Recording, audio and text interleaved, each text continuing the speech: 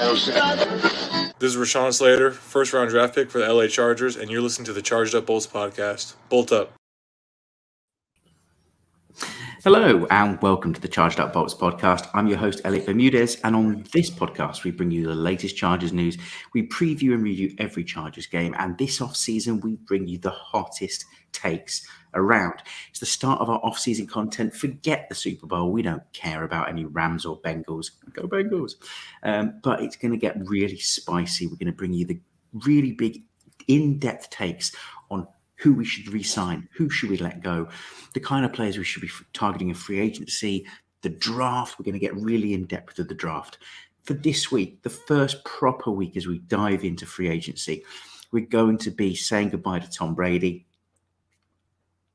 We're going to be looking at our players of the season, and we're going to be assessing Tom Telesco and asking the question, which we've been asking you on Twitter over our poll. We're going to give you the results shortly. Should Telesco be fired? Has he been a success or a failure? I am joined by three fantastic co-hosts, as always. First up, John Was Jr. How's it going, buddy? It's good to see you back from France skiing. You didn't break a leg. I survived. What didn't survive is the beard. And I'm guessing you lost your suitcase and you've left all your Chargers gear in the Alps again. I've gone semi-American. What are we on now? $6,000 for the Red Cross in fines? Yeah. Well, you know what? I'm just in mourning because the beard didn't make it back. You know, I had this wonderful bushy beard and it's been massacred. My wife wouldn't let it stay. We had a family vote and unfortunately I lost the vote and it's gone. But from no beard to a sexy beard in California, it is John Ayres. So the mistake you made was say, fine, no beard. Shave it and go with the handlebar mustache and say, oh, is this better? And then they're like, well, you should have let me keep the beard. That's what I did. It worked out pretty well. You see, that's next level thinking, John. You got to be one step ahead of the family. I'm telling you right now. How's it going, man? It's good to hear you. I hope you can hear me okay. I don't have my mic today. So I'm using just these unbranded speaker headphones. Hopefully they don't sound too bad. John, to be fair, I would get that $200 back for the mic because that sounds pretty good, my friend. Oh, look at my wife giving it large. I'm absolutely unbelievable. Get out. Last but not least, it is my main man with the best beard of all of us. It is Dan King. I mean, it's definitely not the best beard of all of us because my OCD will see to that, and you'll notice there's some big old blotchy patches. But how you doing, Bez?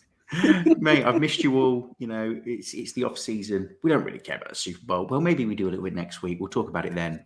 I'm more interested in Superb Owls. Yes, Superb Owls, Sheffield Wednesday. What's happening with them? Winning two on the trot. But, you know, first, there's some big news that's happened. Huge news. 22 years in the NFL. He's broken Chargers' hearts. He's broken everyone's hearts apart from Eli Manning's. Sorry to swear on the podcast. Tom Brady has finally, twice, I think, retired this offseason. It is final. It is official. He is leaving. You know, pay tribute, guys. You know, our last playoff appearance, I believe, was a defeat, 41-28 to the Tom Brady New England Patriots. What's the NFL going to be like without him? John Ayres. I think it's going to be a better place. Let's be honest. Not really. I mean, I saw a great tweet out by someone the other day that was like, hey, you know, now that he's officially retired, I can actually say, hey, I respect the guy. And I do. I really do. He's, you know, one of the greatest of all time to do it. And unfortunately, he did it so many times against the Chargers that it just kills me. You know, you feel bad for Phil. Phil Rivers had so many opportunities where it felt like, okay, this could be the year. This is the time we break through. And it just always seemed like whenever that was the case, Tom Brady showed up to break our hearts. So, you know, I am, you know, much respect to him being one of the greatest of all times, but, you know, I couldn't be any happier to see you go. So, adios. Dan, you know, you and I have been Chargers fans a similar amount of time. We've had our hearts broken, but, you know, you've got to respect the guy. Oh, yeah, I'm disappointed that he's retiring. I mean, it was always going to happen, but he's always been a kind of just enjoyable player to watch. I mean, lucky enough to see him play live at Wembley a few times, even though all those games were very one-sided. If I remember, there was a Patriots-Rams game maybe that I was there, yeah. like 50-7 or something ridiculous. So yeah, it's a shame, but I mean, he's 83 years old, so it's about time, give or take. I don't know how old he is. He's what, 44? Old enough. Still good. Still one of the best, unfortunately. Still good. But definitely in the twilight of his quarterbacking career. But he was still playing at such a high level that it's surprising to see him take the choice to say, "That's it, I'm out," rather than like let time beat him. I'm glad that he's calling it himself and not letting it get called for him. That's a good way of putting it. I mean, he does leave the Buccaneers with plenty of baggage in the cap department. They are a little bit screwed. Is it a bit selfish of Brady not to see that project through, or is it reasonable for him to go? Listen, I don't care if I never hear his name ever again. 7 Super Bowls or not, he's responsible for so many UK-based Patriots. It's ridiculous. They are the Man United of the NFL. Bore off. Not interested. Tom is a great footballer. I don't want to hear his name ever again. And that will be the last we talk about him, because this is not a he's been a great servant of the game. He's set the benchmark.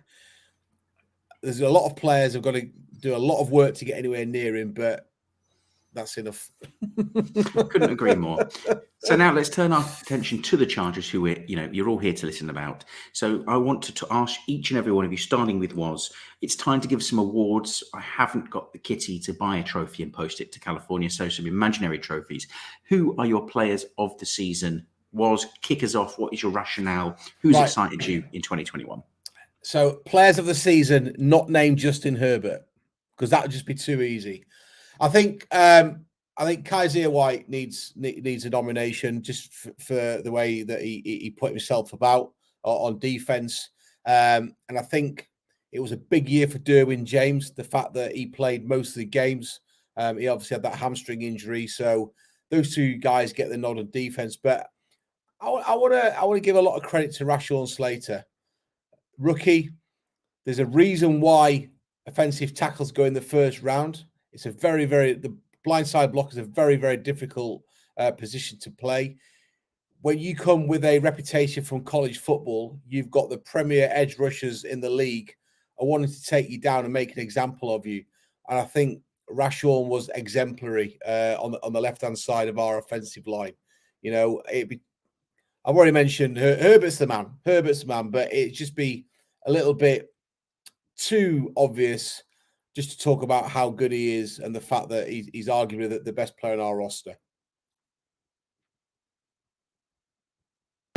I wouldn't disagree. You're sort of stealing everyone's sandwiches with those names, and I agree we leave Justin Herbert out of it. If you don't mention Derwin James in this conversation, you're just wrong. But surely there's another name, another twist. Throw some names out there, guys. John, do you disagree? Have you got some special guy up your sleeve for your awards? I mean, I don't really. I think it's hard not to go back to, the most important player on the offense and the most important player on the defense.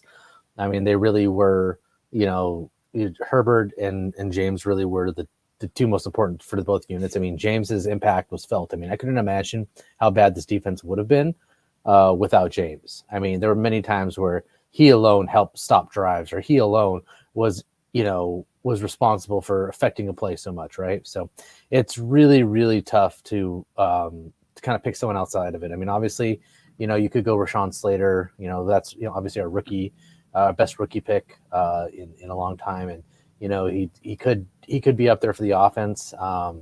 Other than that, I don't think there's anybody else on the offensive side of the ball that really contributed so much more. I mean, Mike Williams had a career year, I guess, but I mean, honestly, again, you know my feelings on Mike. He's a great player, and I love the chemistry, but you take him off the team and fill him with somebody of similar ilk as another high-end wide receiver too. I think you get some of the similar production. I think a lot of that was more of Herbert and the offensive play design, getting him open versus him making things happen. So I can't give him any kind of an award.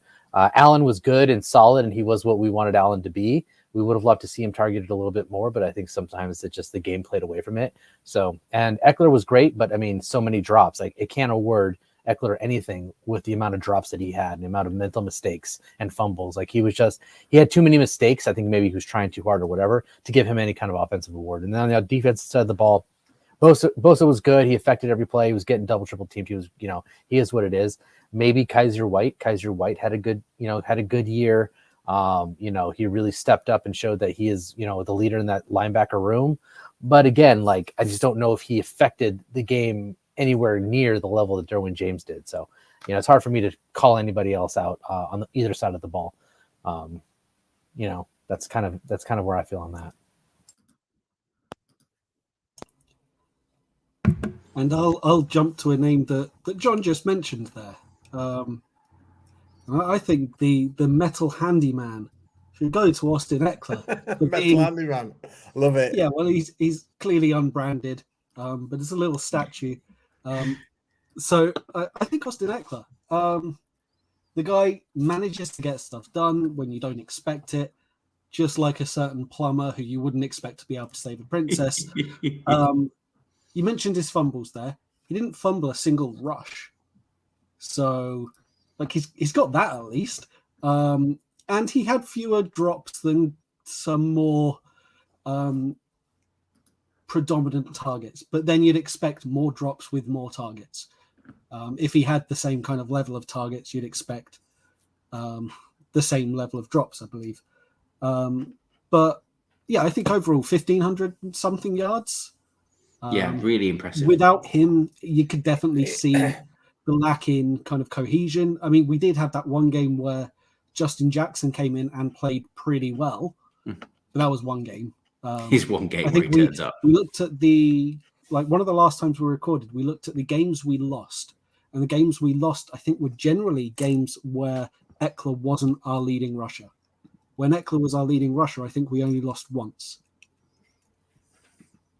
He is exceptional talent. He's a mini McCaffrey, and because of McCaffrey's injury, better, more reliable. He got me through to playoff finals everywhere I drafted him. I don't like to draft Chargers players because I think it's a jinx, but he delivered week in, week out when he was healthy.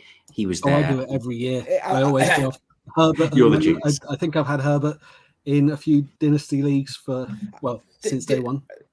Herbert had more drops, didn't he, than any other QB, I believe, in the regular season. And we've got to work on that next year. That's not good enough. I mean, Allen, Mike Williams, Austin Eckler, they set high standards for what they do. And I think there'll be a lot of players coming back next season, looking at tape of this season and going, we don't want to make those same mistakes again.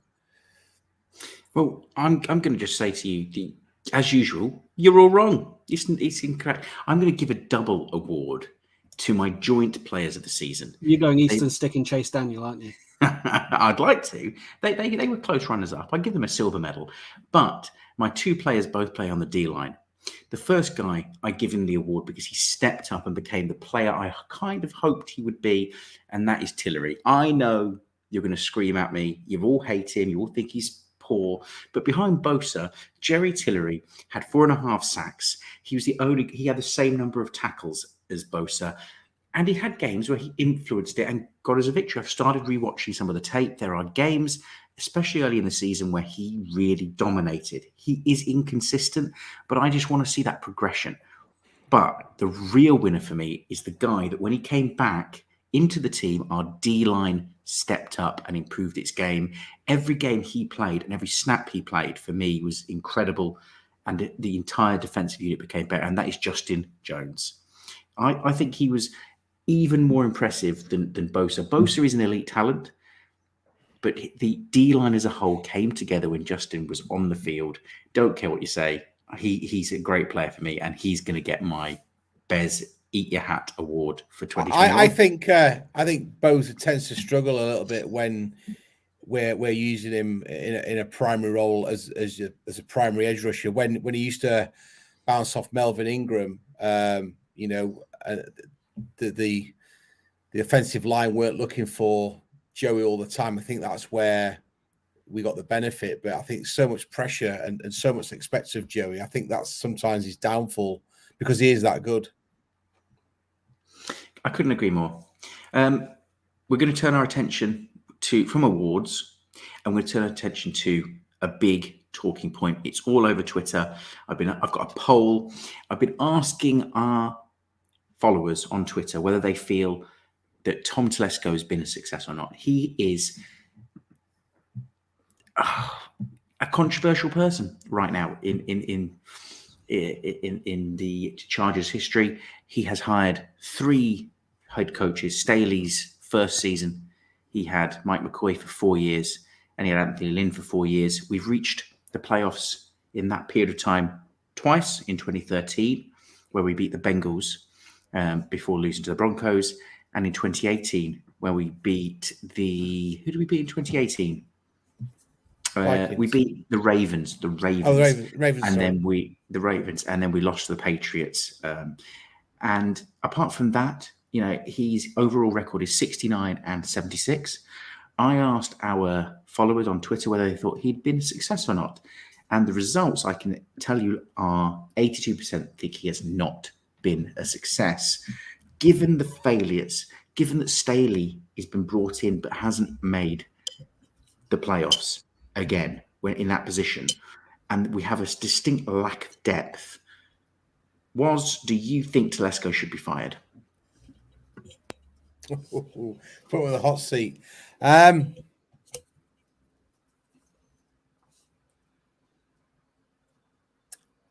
you know what? I honestly don't know. For once, I haven't got an opinion. It'd be easy to sit here and say, give another season. It would be easy to sit here and say, yeah, he should be fired. Based on that record and based on the fact that he hasn't made the playoffs, yes, he should be fired. And some of his drafts have been questionable. 2020, with the exception of Herbert, which will arguably be his best draft ever, his best selection ever, was terrible. Absolutely terrible. John's brought this up numerous times. It's when you in the first round, if you've got a high draft pick, you're gonna get a stud. It's very, very difficult to get a bust unless you're drafting Ryan Leaf or Johnny Manziel or Tim Tebow.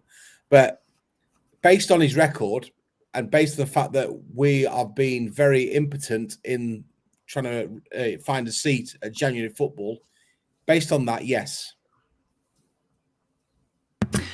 That is a bold call. I'm going to go around the room. I want to hear Dan. I want to say, it's quite a bold move. It's clearly not going to happen. We're not getting rid of Telesco in real life, but you are now the owner. I'm giving you the franchise. Here you go, Dan. Does Telesco get this, or do we need to see the Staley project out a little longer? I'd fire Telesco immediately. I wrote an article on charged.bolts.com back in December 2020. Is it time for the Chargers to fire Tom Telesco? And my answer was, I believe it's time for the Chargers to clear house. He has such a bad record for someone who's been in that position that long. No other general manager that has been employed for as long, give or take, like even a year, has had such a bad record in that time. You look back to AJ Smith, Telesco's predecessor, even he had a winning record in his time. Yeah, he was a bit terrible when it came to the contracts for the bigger players. He had his own flaws. But come on, Telesco, this is not working. We've just got so many holes. He spends so much of his draft capital on linebackers as well. And you look at the people he's brought in. Kenneth Murray, what happened there? It's just mind-boggling that he's still there and still just skirting by us. Hey, I'm the nice guy, Tom Telesco. Come on. It's frustrating. You've been leading this charge, haven't you, Dan, really? You've said all along that you felt that it was time for him to go, and we're perhaps catching up. Yeah, that's fair. I'm a bit of a trendsetter. It's pretty well known. An early adopter. He reads the room, this guy. John, be the voice of reason, surely. Hang on. Surely. Wait a minute. Before John answers, I'm getting my popcorn because this is going to be fiery. I can feel it. Oh, dear. Well, he's on mute, so we won't be able to hear him. I was just waiting for my turn. Here he is. Here he goes. Go. I'm fine with Telesco. Let him have another year. Why not? So, honestly, I come out with a lot of disdain because there's a lot of people who try to back him up and defend him. And I just don't think there's any defense for it. And I honestly do not know what Spanos uses to evaluate his general manager, right? Is it putting out a team that's good enough to be considered a contender, a dark horse contender, but never actually good enough to contend while staying under budget? If that's it, then yeah, he's a great GM. That's great. Is it someone who can pick the obvious choice in round one and succeed there, but completely fail in the mid to later rounds? Then great. He's definitely passed that test, right? I don't know exactly what it is that they use, what kind of metrics, because it's not wins, it's not playoff appearances, it's not player development, because we've seen time and time again players go into his coaches' systems and fail. It wasn't hiring coaches, because hiring and firing coaches and coordinators has not gone well, right?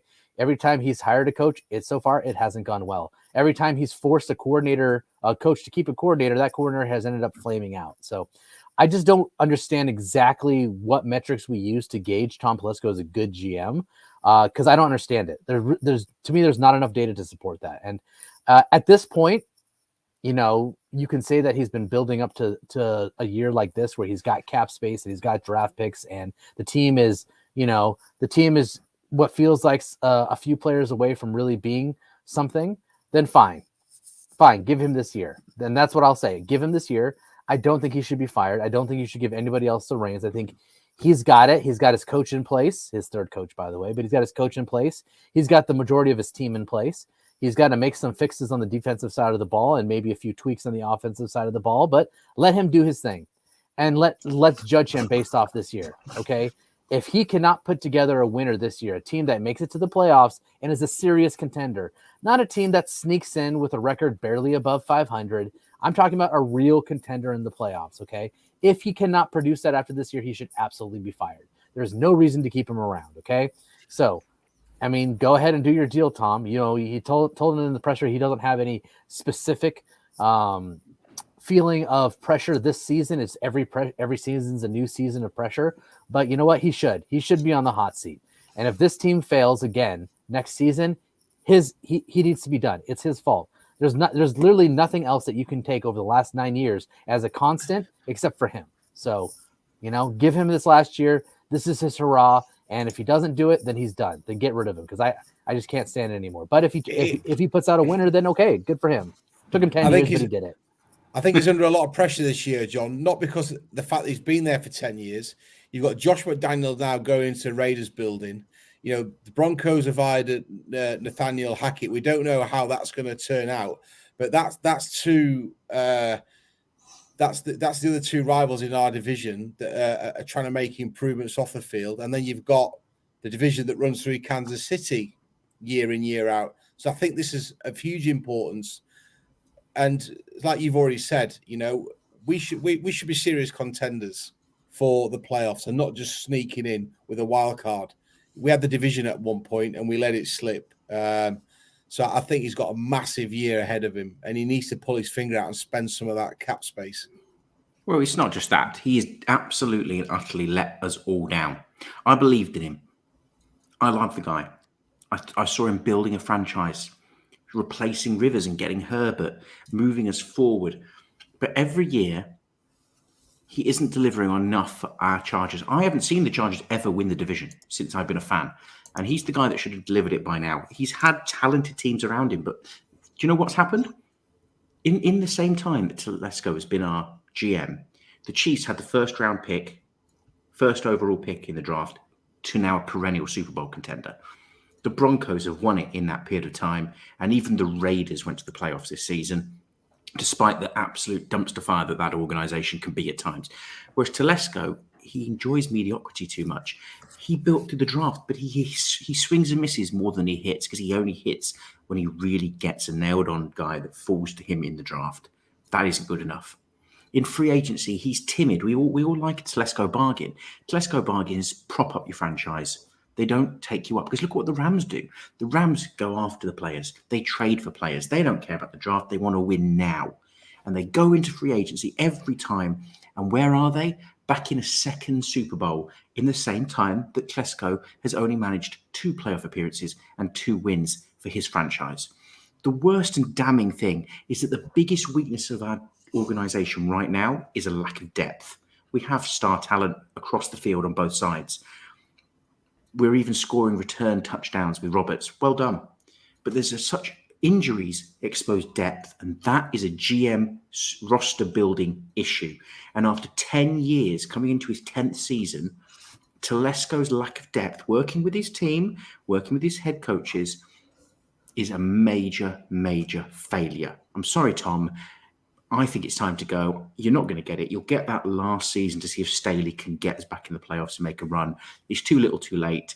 And I think we need someone much more ruthless. If the Rams win the Super Bowl, as we are in the UK, when the Super Bowl finishes, it'll be Valentine's Day. If they're there with Valentine's Day world champions, don't get me started, not world champions, but anyway, with the world champions paper and all the confetti, then Tom, you have failed us. So I'm livid. I'm furious. It's now or never, Tom. And I think that's my point. When I know John and I have had a slight disagreement about how long does Staley get. I think there's so much work to be done to get this team going forward. That's why I think Staley might need 2 or 3 more years on top of what he's already got, because the fact that we've not brought that depth in. I mean, that was a good point about the Chiefs having the number 1 overall pick not that long ago, and now it looks like they're favourites every year to win the Super Bowl. Well, it tells you, they went and had a bold hire that we choose Mike McCoy at the same year. I mean, obviously it has to be mutual, and yes, your coach has to pick you, but it just shows you that these franchises around us are going from zero to hero, driving themselves, apart from the Jaguars, the Jets, the Lions, but fair enough, and the Texans. I don't want to be in that camp. I don't want to be... You either choose one way or another. You either go bold and you draft and trade and spend money and really risk it and go for it. And sometimes that doesn't work, but it's bold and you try. And it's worked for the Rams and it's worked for the Chiefs. Question for you all. I might hand this over to John. Who would you bring in as a GM, John, if you were the owner? Is there any names out there that... I'd have to really look. I'd have to really look to see kind of who's out there and who might be available. But I would say I'd look at organizations that have done a good job drafting, developing players, developing being a key word there. So identifying good talent and then allowing that talent to develop. And also who also come from an organization that's willing to take a big swing and honestly, I wouldn't look too far. I might look across the aisle and look at who's in charge of player personnel over with the Rams. Okay. I mean, again, not everybody can operate the same way, but if you really look into the Rams, it's not just like, oh, hey, they've built their team through free agency. They haven't actually. They have one of the highest roster, the highest homegrown talent on their roster in the league. Okay. Yep. And then what do? So they homegrown. And again, a lot of those guys are depth, or they're good starters, but they're maybe not number 1 starters. And then what do? They say hey, we build depth. We build a solid team here. And then how do we put our team over the top? We bring in the big talent that we need, right? That's what I want. I want somebody who's been brought up in that system who says, look, I know how to build from within, but I also know when I have to spend money to fill in holes to get us over the hump. And that's what I'd like to see. I'd like to see someone in that organization, right? I'd like to see someone in an organization, maybe from, Kansas City, I think does a good job with how they handle their budget and how they handle players who are coming in and out of there. I think that might be a good organization to look internally and see, hey, is there a rising young executive in there that could be brought in? So, again, top of my head, I don't have any. Top of my head, I don't really have anyone specifically that I would call out as, hey, this is an organization where I would definitely say, hey, this is where to go. But I think there are definitely some good examples of places where you've got a good team in place because the executive committee has done a good job scouting, bringing in, and then pulling the trigger when they need to, right? So I think there's plenty of places that they could look to find talent. So I'm not worried about finding a GM. Dan, you want to get rid of Tom. Do you think that we should go divisional? Do you think we should go old school experienced, bring in a young guy like the Browns have? Have you got any particular fiery passion? Just to touch back on Telesco, when I say fire immediately, I mean post-draft. There's no point in firing a GM now. Like, all the scouting's kind of already done and underway, and just like there's no point in firing until post-draft. I mean, would it be any different if we just took the consensus top player and just drafted that person each time our pick come? Because I'm pretty sure how Telesco does it. Yeah. I'm pretty sure that's how he does it. He just says, "Hey, what are the consensus top players?" That way, when I pick this guy, I get really good draft grades by all the draft nicks. And then if they don't pan out, I could just say, "Oh, they didn't develop." Right? One thing I really think he does that. I don't think he scouts. I think he just looks at he goes like, "Look, hey, everybody loves this player. I'm going to pick him." Right? And then that's how I do fantasy. Oh, what a great value! He's so great. We love this guy. Oh, what a great draft. A-, A B+. Oh, A. What a great drafter. Right? Okay, and that's great. Someone pulled out some bullshit stat. I don't remember who it was, and I'm not going to put him on blast, but they pull out some garbage stat where they're like, "Oh, Telesco has had some of the top graded drafts after the draft." Well, no crap, because he drafts like that. He drafts what looks like the best player available based off this consensus, as opposed to actually scouting and making up his own decision and saying, "Hey, this is the guy I like. That's who I'm going to draft." Right? So he gets great draft grades. Ooh, we loved him. Draft nicks love him. Ooh, we love who he drafts. And guess what? They all fail out. Okay, I say this time and time again. I say it time and time again. Look at the guys who he's gone after. Look at the guys who he specifically said, "Hey, this is who I want. This is who I'm targeting. I will overdraft them," right? Like Pipkins. I'm going to overdraft this guy. I'm going to trade assets away to get him. Oh, I love me some Manti Te'o. Oh, I love that, right? That when he's put in that position, he has swung and missed every time. Show me a guy he's traded up to draft and tell me, okay, this guy is super successful. Has not happened. None. Okay, No, absolutely none. I really think he's poor at player evaluation. I think he looks at metrics and he looks at these intangibles and goes, "Oh, this guy's got it all," and then they fail. Great draft grades, poor production. So you're just making me think of fire him now if you want to. I don't care. You just make me think of Mike Mayock and how he's gone from being one of the draft nicks who's got this great reputation of building this massive draft board, then gets the job as GM and fails miserably by not even following the consensus and by taking players like, what was it, Cleveland Farrell, and just okay, Mike.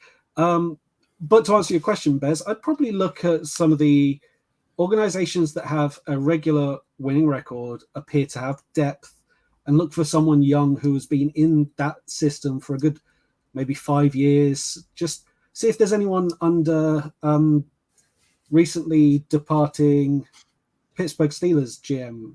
What's his name? Kevin Colbert.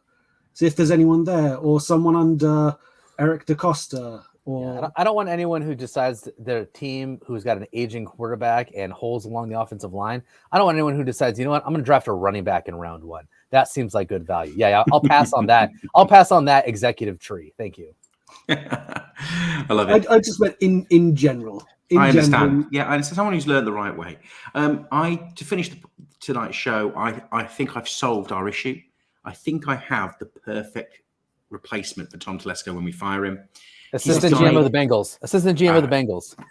No. Justin Herbert, he can do anything. Why not? Better than all of these. It's someone who's seen in his NFL career consistent success more than anyone else. Is it Sonny from draft day? He knows how to set records. If you say Tom Brady, I swear to God, don't say it. Breeze. No. No, not Tom Brady, the GM. I'm bringing Tom Brady, getting him in the job. I'm just logging off. Daniel Jeremiah. There we go. Calling Tom Brady to come to rescue us. We didn't get him as a quarterback as a free agent, so we'll get him as a GM. Daniel Jeremiah knows the team, knows the role. Why not? Guys, it's been a pleasure. So here's what's coming up, though, in the next few weeks. We've got something really exciting for all of you loyal listeners. What we're going to do is each one of us co-hosts is going to be Tom Telesco for a week. We're going to tell you the players we would keep, cut, extend, re-sign. The players in free agency we'll go after. We're going to talk about the draft targets we have. We will be Tom Telesco. And then we will put our case to the podcast. The other co-hosts will grade us and say whether tear us to pieces or whether they agree with us. And we will each create our own roster for you to vote on in 4 episodes' time, which you think is going to be the most successful. So, guys, we're going to put that plan in place. Big off-season coming up. There is Pro Bowl coming up. Super Bowl's in a couple of weeks. We will have a post Pro Bowl, pre-Super Bowl episode. But guys, anything else before we finish up from you? No, just that the Super Bowl's going to end in a tie. Just plays on forever. Well, guys, it's been a pleasure. We've done ourselves proud. Don't forget, Tom Telesco will be the savior of this organisation. Bolt up. Bolt up, guys. Hold up. Take care.